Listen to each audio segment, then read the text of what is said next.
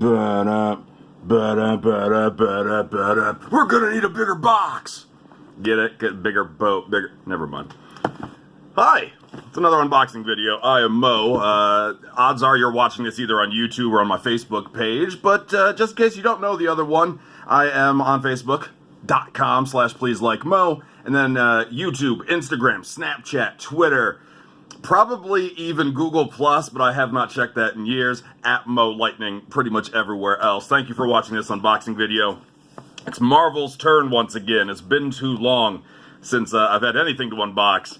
This is the first one. This is my return to unboxing, and I do so with the Superhero Showdowns, which is a very intriguing theme. Probably inspired Funko and Marvel to get off their ass a little bit more and try a little bit harder, because if you've been following these videos as I posted in the different spots, you know that the Marvel boxes, the collector cores, have been disappointing me over the last couple boxes, starting with the Spider-Man box. And I love Spider-Man. Who doesn't love Spider-Man? Actually, I know somebody who doesn't like Spider-Man, and I don't consider myself friends with that person anymore. But the Spider-Man box with the incredible rogues gallery, the villains that Spider-Man has, they chose just to do a jumping Spider-Man pop. Whoopity-doo. The Doctor Strange box was very safe, very easy. Where if you're a casual Doctor Strange fan, that was almost like an introduction to Doctor Strange, rather than having a nice mix of something for casuals and diehards. Because if you're buying these mystery boxes, you're probably a little bit closer to the diehard side of things. Maybe I'm wrong. Maybe you're a casual fan and you buy some boxes. If that's the case, let's talk. Let's conversate. And let's, I'd like to pick your brain on some of this stuff. But then the last Marvel offering was the X-Men box. And I am a gigantic X-Men fan. You can't see it. You can't see it, but if you could like turn the camera, I mean, I know I can, but I'm not going to. But if you could see I have a gigantic X-Men wall like right over there. I love the X-Men, and that box was meh. The pop with that was Logan riding a Wolverine, which a lot of people were really excited for, but I realized it's the exact same Logan pop that you could get at Hot Topic, just with a motorcycle, which I haven't compared, but it's probably very similar to the chopper that Daryl Dixon of The Walking Dead pop had. So the last couple haven't enthused me, but this one hopefully should be more exciting. Superhero Showdowns, Marvel promoting that these are going to be rivals, using Captain America and the Red Skull as an example. Maybe they put the Hulk in the advertising, I don't remember, but obviously on the cover is Bullseye and Daredevil, which I have noticed over the last few boxes that, at least Marvel, I haven't really noticed a theme with the DC boxes, DC Funko boxes, but Marvel always seems to put who their pop is on the cover. Maybe it's coincidence, but the last few boxes have been just that. Wolverine was the cover of the last box, and he was the pop figure. So we'll see if these are the pops. I can tell you now, they are. Yeah, I did have some of this spoiled for me, unfortunately. I worked for a boxing company over the last month before getting laid off. I'm a free agent again. You can hire me if you need me for something, anything. But anyway, I worked for the service for about a month, and I ran the social for one box in particular, the Stan Lee box. Stan Lee, Excelsior, the godfather of modern comics and what have you. So I did social for him, and some random jackass on Instagram had decided in a unboxing picture to tag the Stan Lee box. Stan Lee box has nothing to do with the Marvel box. Stan Lee has connections to Marvel, yes. Does not mean he still is working for Marvel doing this. So once I realized what I was seeing, I was very pissed off. I was very angry, and I stopped looking. But unfortunately, I did realize what the pops were. And it's good to know that I know my collectibles. If I had given a shot, I was going to open up this box, and I was going to predict Bullseye to be the big collectible, or at least the unique one, because on the Funko Marvel, the collector core social pages, at least the Facebook and Twitter, had been promoting a brand new, never seen before pop figure.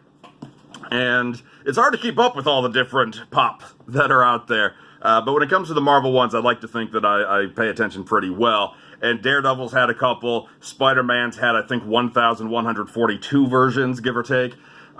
But Red Skull's had one, Captain America's had one, Hulk's had different versions. There's been a lot of Marvel Funkos, but never a Bullseye. So we will be opening that up in a moment and checking that out. So, as always, in the Marvel box, you can see they always do some sort of special design in it.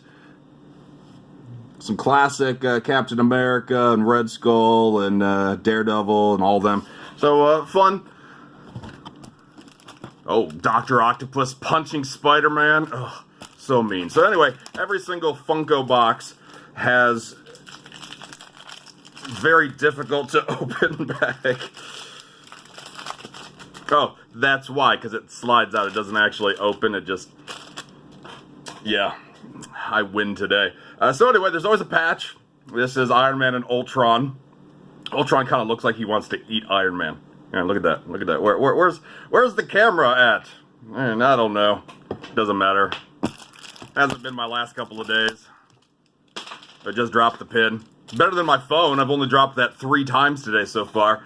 Thank you, Verizon and Moto, for shatterproof phones now. I appreciate that. Okay, back to it. We have Composite Hulk as the pin. There's always some sort of pin in the collector cores and all of the Funko boxes. So this one is the Composite Hulk. Red and green, and yeah, it's fun. And I like it's in the classic style, so that's fun. My dropping it did not seem to damage it. I hope. Alright, so continuing on with the rest of the box. There's always a cheat sheet. Guardians of the Galaxy Volume 2 going to be the next box, understandably so. That movie is going to be huge, if you will. And then the little cheat sheet of everything that's in it. And the reasons. I like that they start including why they chose it, or the color schemes, why they chose a certain thing. So, always that. I'll go back and look at that a little bit more in depth later. This flap is annoying me. This flap's trying to steal my spotlight. It's the Flaps unboxing video. I'm just here. Alright. So let's start with the pop, only because I already know what's in here. As we talked about. Exclusive Daredevil and Bullseye pop figure. You can see like there is unboxing Inception going on here with the reflection of the video recording of the box, and it's... So yeah, let's go maybe this side, a little bit easier to see here. So Bullseye's brand new, based off of his classic design, and then you also have a black color schemed Daredevil, exclusive only to this box. As is every item in this box. There you go, a little less Inception. Yeah. Whoa, what is that? I don't know what that is. What is that a reflection of? I think I got a stalker in my place right now, other than me. So yeah, anyway, it's... Yeah, perfect. We finally have a chance to see it. Yes. So, really cool 2-pack here. Very happy that they made a Bullseye one, like he's got the Ace of Spades on him. And Daredevil, basically, it's not the Nightfall storyline, but very... I'm ashamed of myself. I can't remember what the name of this arc is, but this Daredevil, I was wondering if we were going to see this version of the Daredevil. You can see he's got a little bit of a claw right there. Never mind my bloody finger. I've had a rough day, okay? Alright? Don't judge me. Don't judge me. So anyway, very excited for those pop figures. It's kind of sad that was spoiled ahead of time for me, but still very fun. Pint-size heroes. I'm assuming, since the pint-size hero has only 2 on the back and 1 select on the front, I am assuming that my pint-size hero is indeed the Red Skull. I'm having the damnedest time opening anything today. We will never know if this was the Red Skull, or until I get scissors, but that's like all the way over there. Actually, lucky for me, I do have a knife here. I reluctantly use that right now. Okay, we open it up, and shocker, this pint-sized hero, bam!